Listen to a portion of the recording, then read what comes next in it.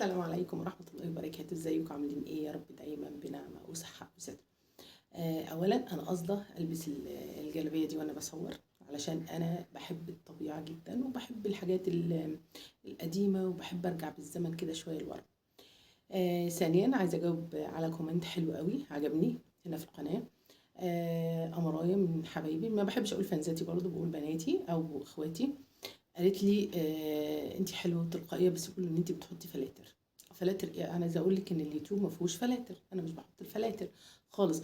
وعايزه اقول لك ان انا مش من الناس اللي بحط فلتر غير لما اكون مرهقه وتعبانه، او ما عنديش اضاءه للرينج لايت، ودي حاجه ما تعبنيش عادي. انا واحده بتاعه تجميل وبقول وصفات، فمن المنطقي والمعقول قوي ان انا حتى لما تبصي لي تحسي ان انا واحده مريحه نفسيا، او يعني تتقبلي مني النصيحه. حاجة تانية بقى مهمة جدا جدا جدا جدا، التقنيات الحديثة. برضو سؤال تاني النهاردة، واحدة بتسألني على حقنة العنبر. ناس كتير جدا سألتني على السكين بوستر، وانا عملت فيديو على حقنة السكين بوستر. والنهاردة بنوتة بتسألني على حقنة العنبر. قبل ما تسألي نفسك، دي بنوتة يعني سنها مثلا 23 سنة.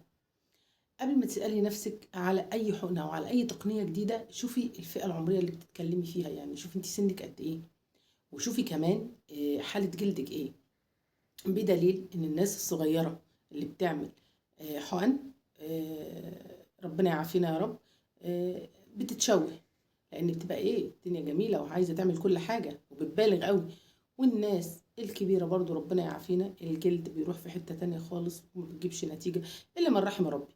انا واحدة من الناس بصراحة، لو معايا كل فلوس الدنيا، عمري ان شاء الله ربنا يثبتني يعني ما هعمل حاجه يعني تغير من خلق الخالق.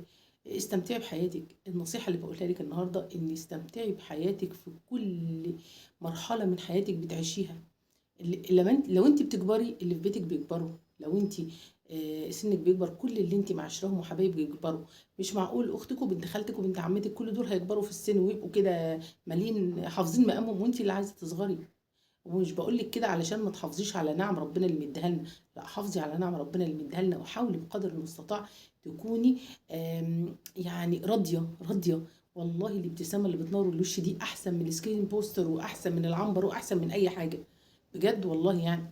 انا بقول لك الكلام ده وبقوله لنفسي، بقول لكم الكلام ده وبقوله لنفسي. دي القطه بتلعب في الباب.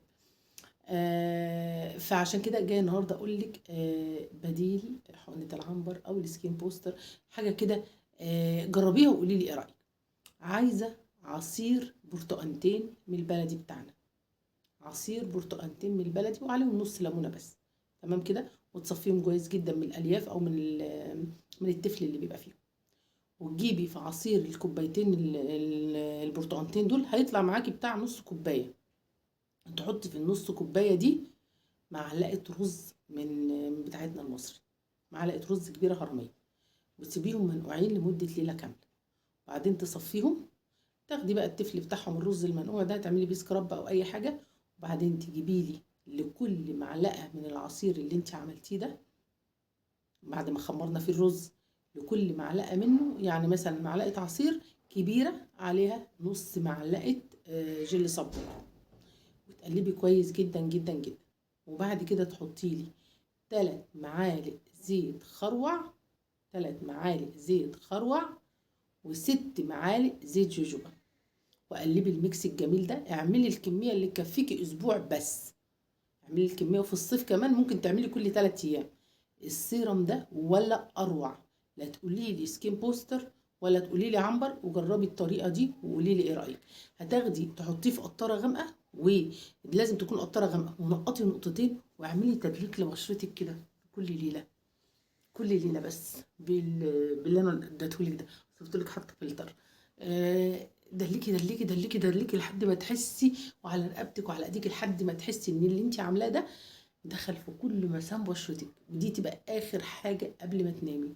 الصبح شوفي بشرتك بس بميه، واستخدمي السيرم ده كل يوم وفتره، وافصلي واستخدمي السيرم التاني اللي هو بتاع لبان الذكر والرز فتره كمان. وكل ما تلاقي حاجه جابت نتيجه وبقيتي يعني مستريحه عليها، افصلي شويه وبعدين ارجعي لها وجربي. اعملي سبسكرايب للقناه عشان الفيديوهات اللي جايه مهمه جدا جدا جدا. وربنا يمتعكم كلكم بالصحه وراحه البال وبالرضا وبالرضا. وبالابتسامه الجميله. يلا اعملوا سبسكرايب. سلام.